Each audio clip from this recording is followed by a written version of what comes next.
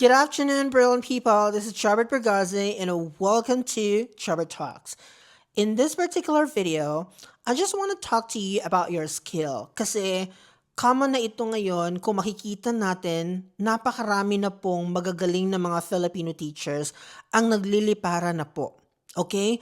Tayo po ay nagsiserve na po ngayon sa iba't ibang country around the world na kung saan nangangailangan po ng mga teachers na nakakapagsalita ng English, 'di ba? And isa po ang mga Filipino teachers ang hinahanap nila.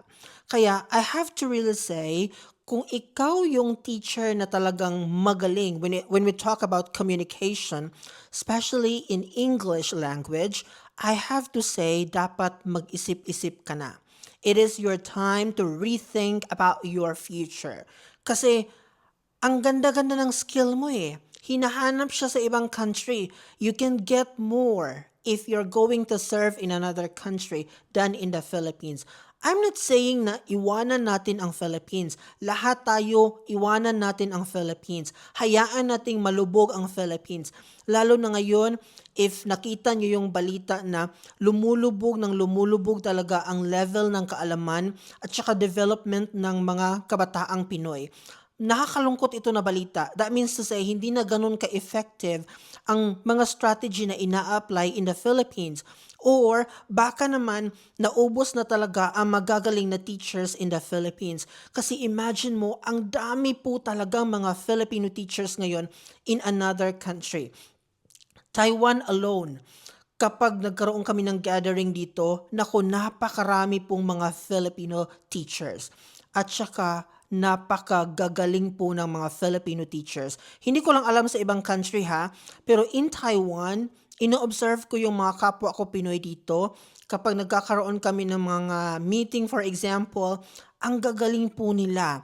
Tsaka yung mga activities na ginagawa nila sa kanilang mga klase, ang gaganda po talaga kasi effort kung effort po ang mga Filipino teachers in another country.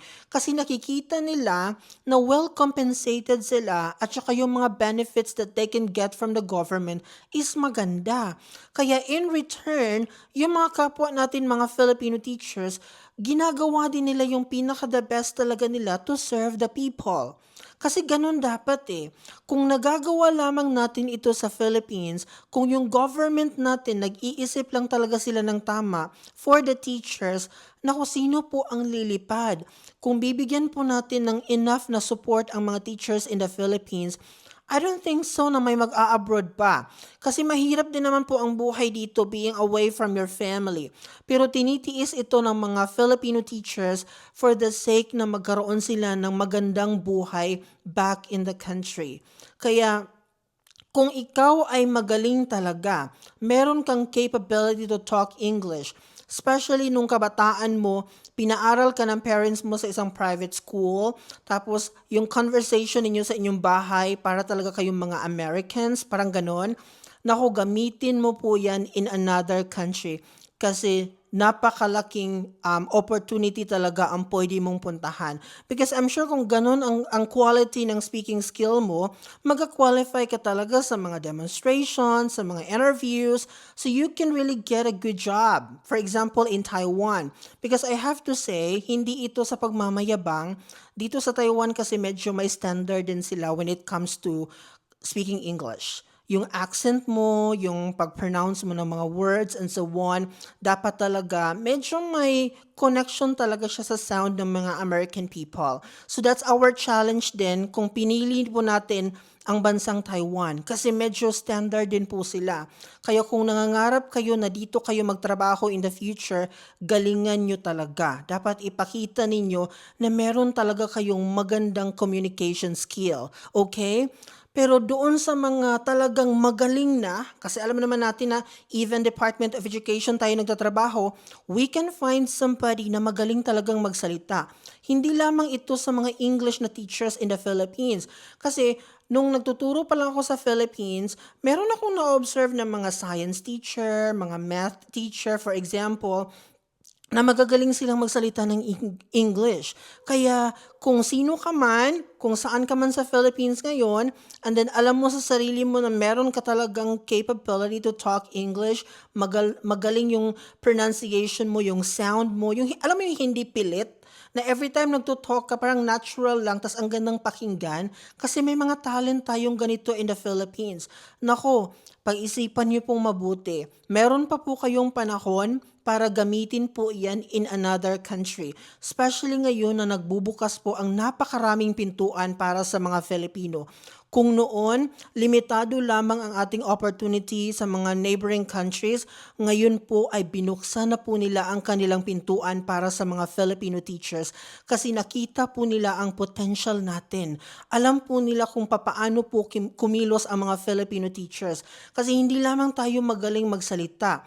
We are also good sa implementation of our strategies and how we're going to handle our students. Tas paano tayo makikipagkapwa sa mga locals.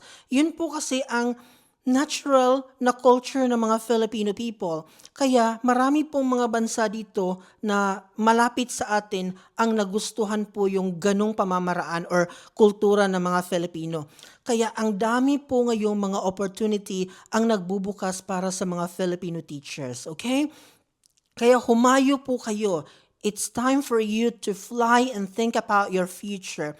Kasi kung meron po kayong ganong capability talaga, as I said to you, malayo po ang mararating nyo dito. You will get more. You will earn more. Kung ano yung nakukuha mo sa Philippines, siguro mga times 5 or 7 pa yan, depending kung saan po kayo na country mapupunta in the future. Okay? So I hope while watching this video, napaisip na kayo ngayon na, tama nga no, why not?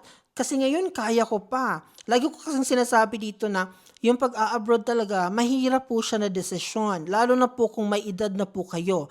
Pero kung enough pa po ang kakayanan ninyo, nasa mga 30s or 40s pa kayo ngayon, nako, iyan po yung mga perfect time talaga na magtrabaho kayo in another country. Kasi mas kung meron kayong magandang experience, malawak na yung experience niyo sa teaching, mas magkakaroon talaga kayo ng chance na makakuha ng opportunity in another country. Okay? So, think about this video. Think about the things that I'm sharing you right now.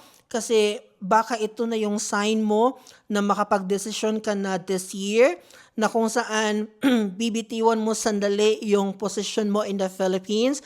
Kahit alam nating newly promoted ka ngayon pero tinitingnan mo yung layo, yung agwat ng sweldo ng Philippine teacher and ng, for example, Taiwan, ang mga foreign teachers here in Taiwan. So think about that and just comment down below kapag naka-desisyon ka na, okay?